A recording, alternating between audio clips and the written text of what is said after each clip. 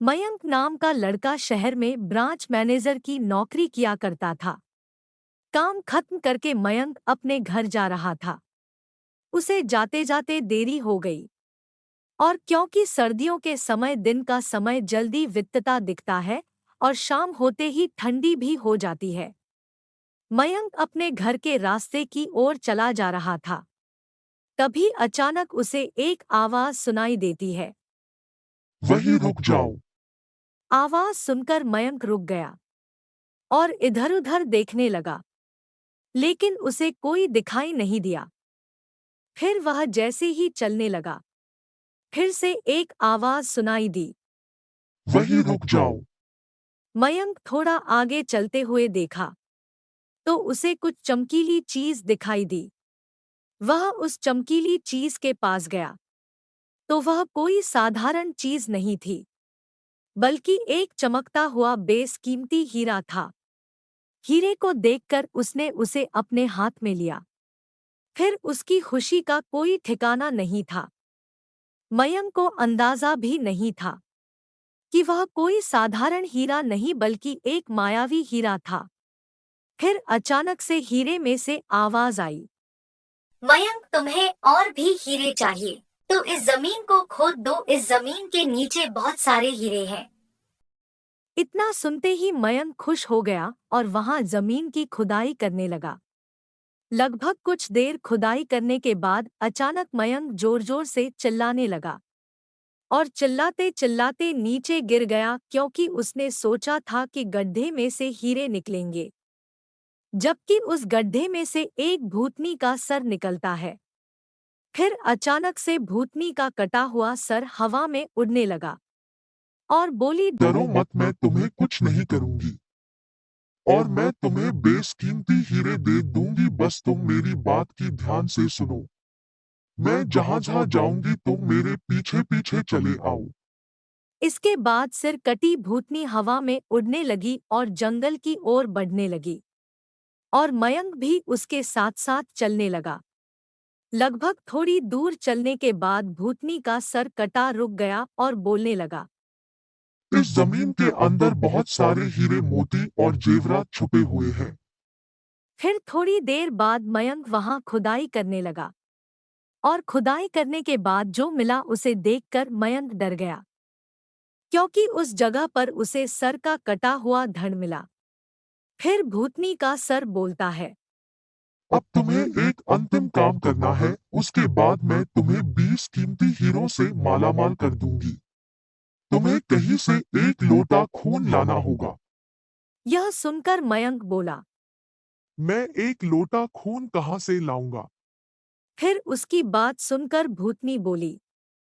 चलो मेरे साथ, मैं तुम्हें बताती हूँ। फिर वह डरावना चेहरा मयंक को अपने साथ ले जा रहा था, जहां एक व्यक्ति जा रहा था। उस व्यक्ति को जाते हुए भूतनी बोली। तुम उस व्यक्ति का सर काट कर उसका खून ले आओ। और बोला। नहीं नहीं, यह मुझसे नहीं होगा, मैं किसी की हत्या नहीं कर सकता। उसकी बात सुनकर भूतनी बोली। यदि तुमने मेरी बात नहीं मानी तो मैं तुम्हें मार दूंगी। उसकी बात सुनकर मयंक हाथ जोड़कर उससे कहता है। मुझे माफ कर दो, यदि मैंने उसको मारा तो पुलिस मुझे पकड़ लेगी और मेरी सारी जिंदगी काल कोठरी में गुजरेगी।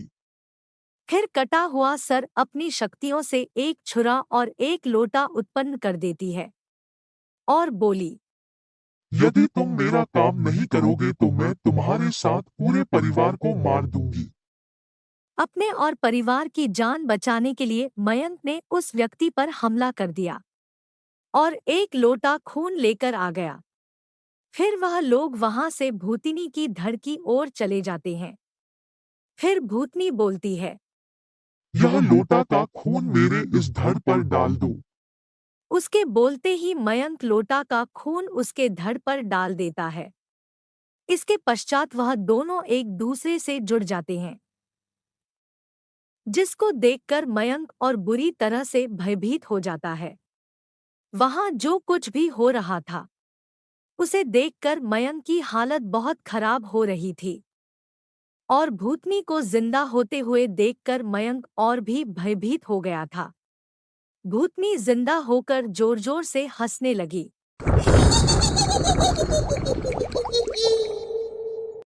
और भयभीत आवाज में बोली, मूर्ख इंसान, तुमने मुझे जिंदा करके बहुत बड़ी गलती कर दी है। मुझे बहुत तेज की भूख लगी है और मैं तुम्हारा मांस खाकर अपनी भूख शांत करूंगी। अब पूरे शहर का सर्वनाश होगा। यहाँ पर सारे इंसान को मैं खत्म कर दूंगी। पूरी तरह से भयभीत मयंक के मुंह से आवाज भी नहीं निकल रही थी। इसके पश्चात मयंक वहां से भागने लगता है, पर पीछे से भूत उसे गिरा देता है। भागता कहाँ है? अब भूख शांत करूंगी, मैं तेरा मांस खाऊंगी। वह भूतनी जैसे ही मयंक को खाने के लिए आगे बढ़ती है, तभी उसका सर और धड़ अलग हो जाता है। तभी मयंक को एक अघोरी बाबा दिखाई देते हैं और वह बाबा उसे बोलते हैं, बालक, तुम चिंता मत करो, अब यह भूत तुम्हारा कुछ नहीं बिगाड़ सकती। जब तुम खून का लोटा लेकर जा रहे थे, तभी मैंने तुम्हें देखा और समझ गया कि आज कुछ अनहोनी होने वाली है। तब मैं तुम्हारे पीछे पीछे आ गया। मैंने अपनी तंत्र विद्या से इस सरकटी भूतनी को मार दिया है। अब तुम फिर मयंक वहां से अपने घर चला जाता है। और आज भी जब उसे कभी सरकट्टी भूतनी का दिन याद आता है, तो वह बहुत भयभीत होता है।